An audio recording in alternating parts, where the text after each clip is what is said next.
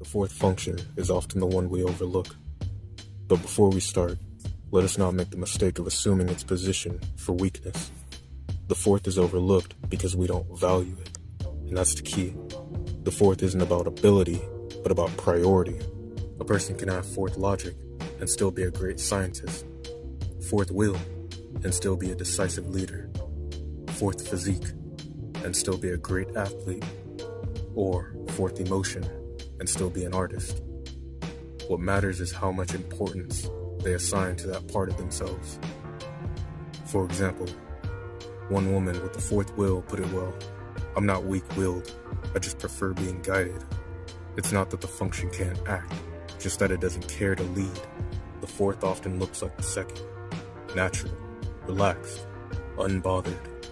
But the motive here is different. The second engages because it's confident. The fourth engages because it's indifferent. Where the second defends its function, the fourth shrugs it off. This tells you how to spot it. There are clear signs. 1.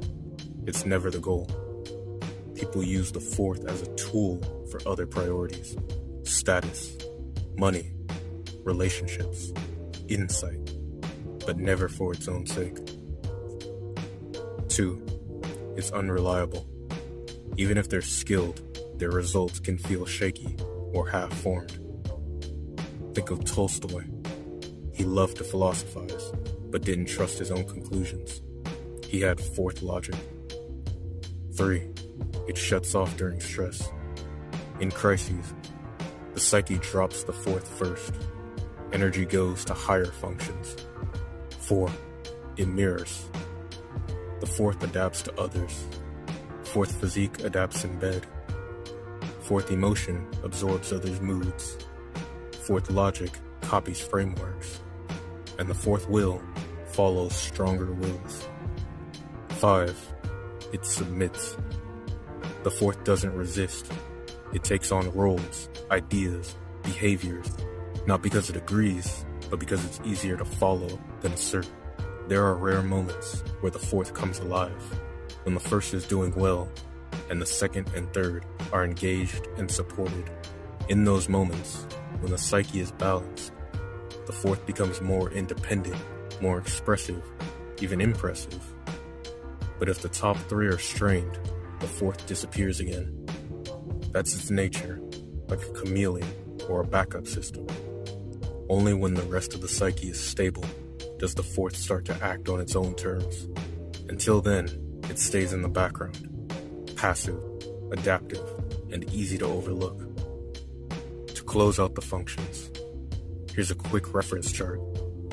First, hammer, result, excess, monologue, hard, cruel, cautious, confident, independent.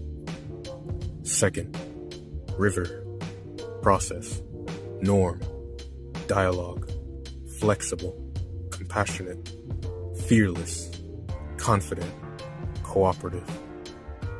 Third, ulcer, process, deficiency, dialogue, flexible, envious, fearful, doubtful, compromising.